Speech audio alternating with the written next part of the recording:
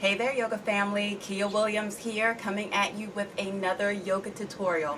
So this posture that we're working on is a very common posture in class. Most of us know it as Warrior One. In Sanskrit, the word is virabhadrasana one, and it is a really good posture for those of us who either spend a lot of time hunching over a computer screen or spending a lot of time hunching over a steering wheel. Now, the really good thing about virabhadrasana one is that it is a slight back bend. So all of that computer and steering wheel hunch gets to be corrected as we draw our shoulders back and lift our hearts forward. It's also a really good posture to stretch this front hip flexor, or the back leg's hip flexor, also known as the psoas muscle. So we're trying to open up that muscle because it gets a little bit tight when we do an awful lot of sitting. The other great thing about virabhadrasana 1 is that it's really good at strengthening the front leg's quadriceps as well as all of the muscles in your feet and your ankles, eventually helping us to maintain our balance in our standing postures, and by extension maintaining our balance when we're just doing regular everyday things like walking up and down steps or picking up things around the house. So those are the benefits of the posture. Let's get into how to do the posture. So we're going to start standing at the top of your mat, and your feet are going to be about hip distance apart.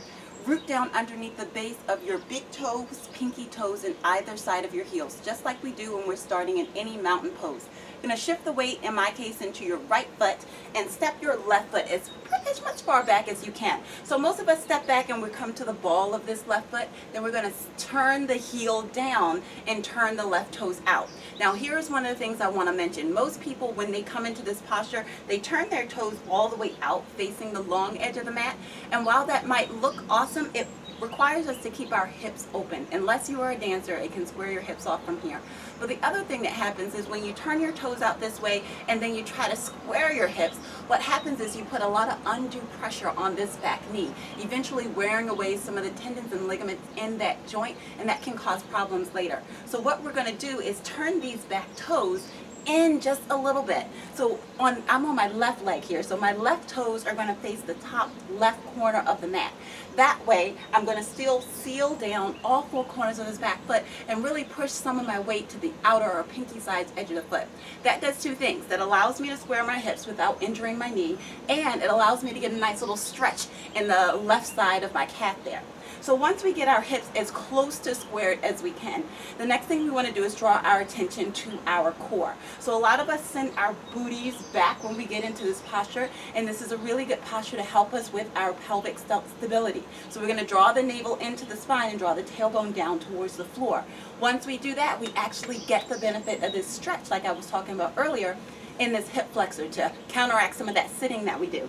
The next thing we're going to do is raise our arms up and lift our heart towards the ceiling. Right? So when I told you it's a back bend, this is where the mild back bend comes into place. So the back bend doesn't come here, that's tucked under. The back bend comes from the upper part of the back as we lift the heart towards the ceiling. Right? So the other couple of things I want to note about our feet. So your front feet, in this case my right toes, are going to face the front.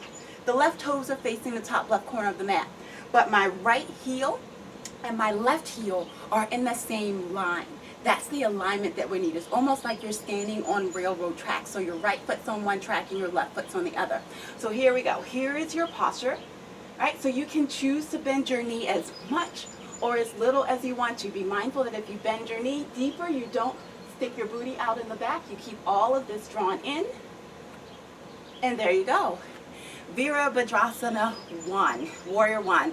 If you have any other questions about this posture or about anything else that we do in class or that you normally do in class, don't hesitate to drop me a line. Send me a comment below this video and I'll be happy to do a yoga tutorial for that as well. Thanks so much for hanging out with me, and I will see you around soon.